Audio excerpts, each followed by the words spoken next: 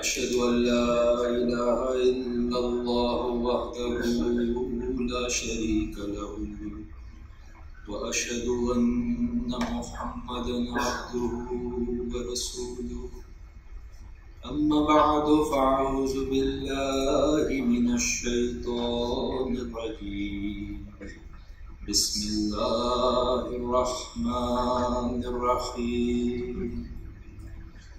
والذين إذا فعلوا فاحشة أو ظلموا أنفسهم ذكروا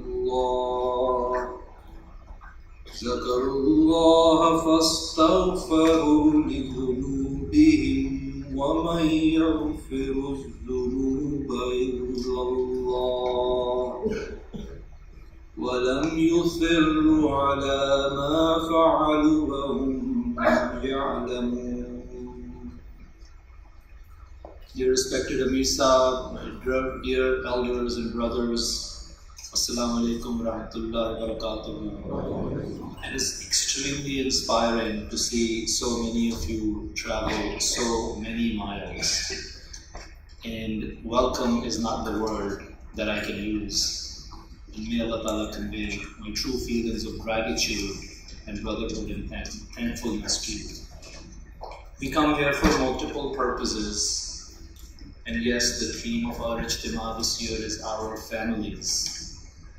But at the end of the day, we all know that in this spiritual journey, at some stage we are very lonely.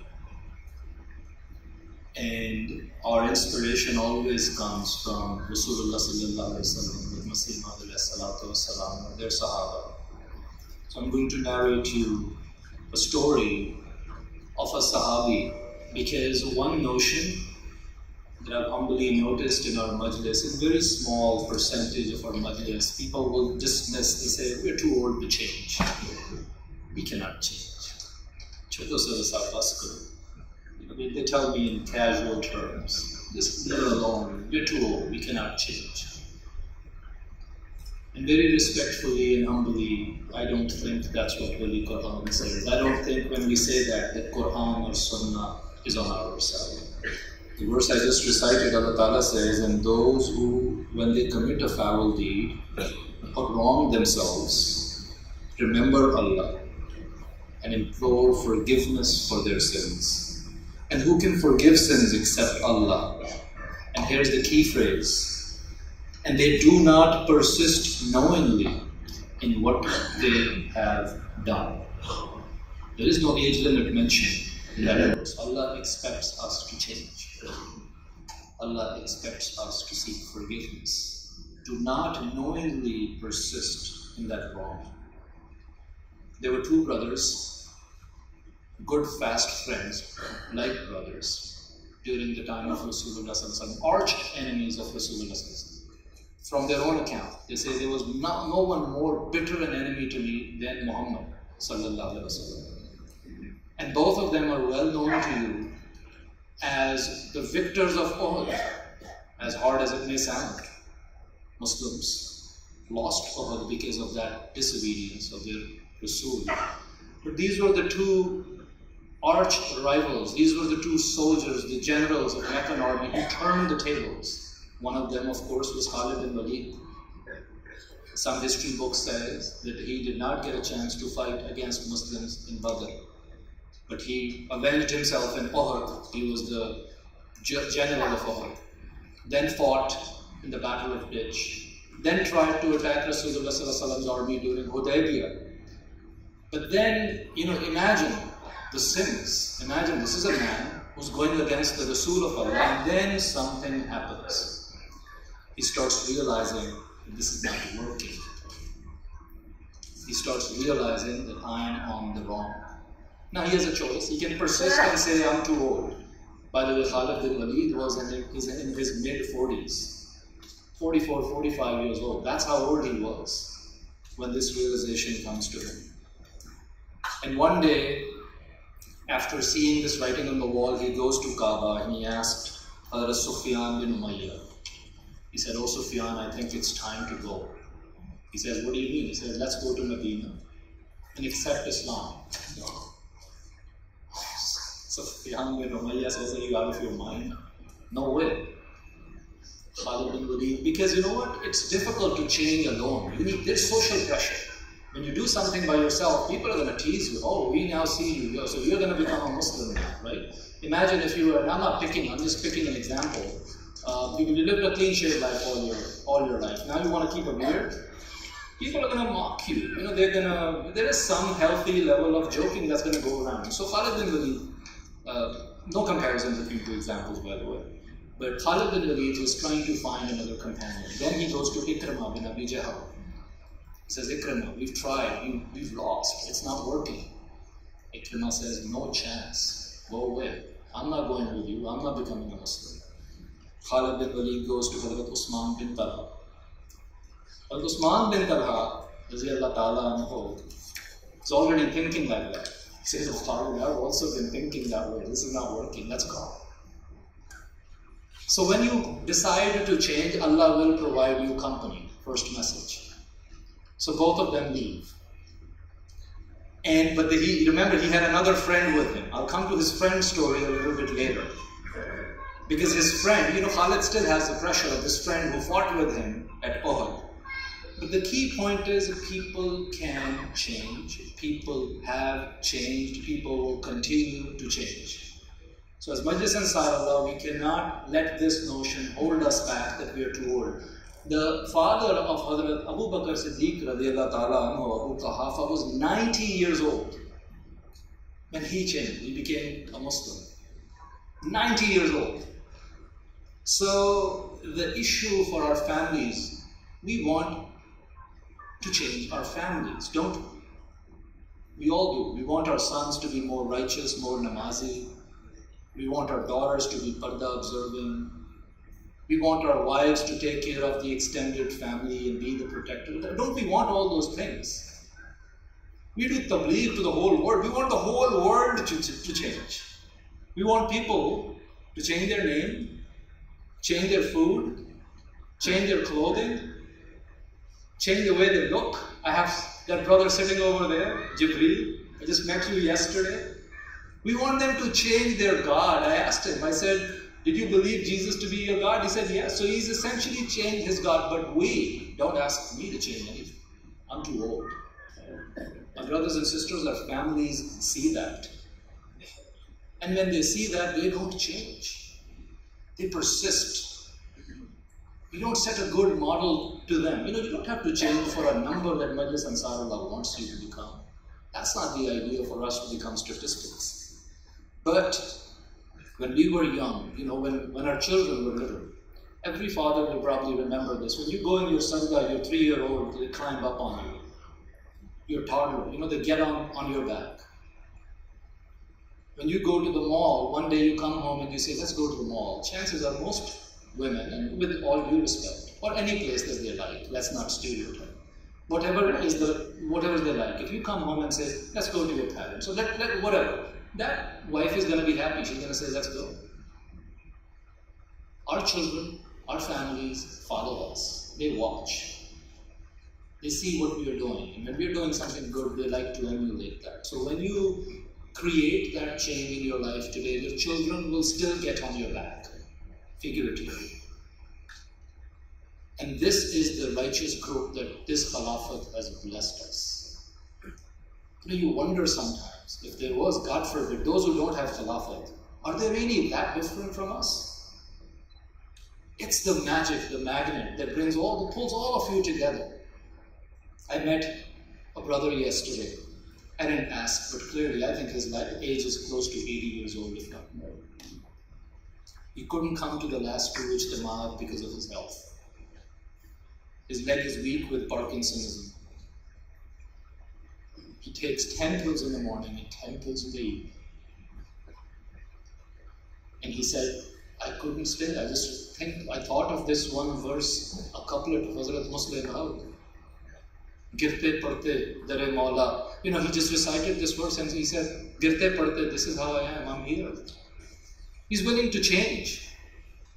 There are, by the way, many of our brothers today who are in their 80s by the grace of Allah. Another brother said, I just listened to Hazur's sermon. And from that one sermon, after that, I've started doing my salat and my congregational salat, and I'm enjoying it. He changed. Another person went to see Khalifatul Masih, and Hazur just made a very loving remark, and he kept a beard. His wife complained to me. He said, "Sasa, what are you doing?" And we had this friendly conversation. And this is why our sisters, alhamdulillah, Allah has, they inspire us. We will inspire each other. But people change. Change is all around us. One of our Zaims mentioned that after they talked about congregational salat locally, and they talked about this hadith of Rasulullah sallallahu alaihi wasallam, that if you're by yourself, call azan and the angels will come and join you. He said many Ansar have started doing that. When they're alone, they call azan, and they're still doing congregational salat with the angels. And then again, my dear brother, I met him yesterday. From a spiritual standpoint, he's a 3-month-old baby. And look at the change. I met him, he's a new convert, and he said, what I found after Islam, that I used to be very angry before. Even now, he said, I can't just control my anger all the time, but if I get angry, I grab the person's hand. I say, I'm sorry, please forgive me. He said, I repent right away. 3-month-old. So willing to change. And sometimes, people talk of why we push for numbers for Ijtema. This is not a political rally. You're not coming to promote something. We're all coming, this is the spiritual magnitude. This is the magnitude of that personal change that Khalifatul Masih wants from us. And all of you, when you come here, you help us get that through. But how do you change? When we want to change our families, we cannot impose change with strength, with arrogance, with hardship. We can't, beat people with a stick. Hazrat Masih Maud alayhi salatu wassalam says, "Ye mat samjho ki hum gunehgar hain, aur ye dua kya hogi, aur hamari tabdeeli kaise hogi." He says that don't think that we are such sinful people that prayer will not work for us and we will not be able to change. He says, "Ye ghalati hai. This is a mistake. Isliye ki insaan ki asal fitrat mein paakizgi hai." He says, because it's in your DNA, in human nature, there is purity, there is goodness. Dekho pani kha kaisa hi garam ho, lekin jab aag par dala jata hai to baharhal aag ko bujha deta. Beautiful example. The Muslim says, even if the water is boiling, you can pour it on fire and it will extinguish the fire. इसी तरह तुम्हारी तबीयतों में ख्वाह कैसे ही जज्बात हों, रोकर दुआ करोगे तो अल्लाह दूर कर देगा. He says, no matter what kind of passions you are holding back in your nature, but if you cry and pray to Allah, Allah shall make it easy for you. Prayer is the key. This change cannot come. We can't go and lecture people. The transformation, we don't want you to go home and start, beating your children if they don't show up for namaz tomorrow. Not going to work. We'll have to impose that change in ourselves so much that our children see, and then it becomes irresistible for them, as it became irresistible for that other person. So the second person with Hazrat Khalid bin Walid was Hazrat Amr bin al-As. He was the second general, the victor of Uhud. And after he started, interestingly, Khalid bin Walid was under pressure that what is Amr bin al-As going to say? He became a Muslim. He didn't know. Amr bin al-As was having similar thoughts and feelings. And he went to Ethiopia, to Nablus or Najashi. And at that time, Hazrat Umar bin Umayyah was a messenger of Rasulullah sallallahu alaihi wasallam, was also visiting Ethiopia. So Amr bin al-As was still having some mixed feelings. He goes to Najashi and he says, allow me to kill this messenger of Muhammad sallallahu alaihi wasallam, because that will give me leverage. He still wanted one last shot to somehow come on top. And Najashi says, according to some history books, Najashi had accepted Islam by that time. And he said, do you want me to go against the Prophet to whom Jibreel talks? The same Jibreel who used to come to Moses? Are you out of your mind?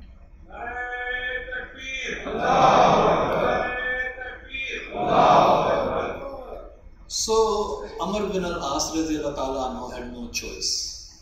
And Najashi said actually, he said, I invite you to accept Islam. The writing is on the wall.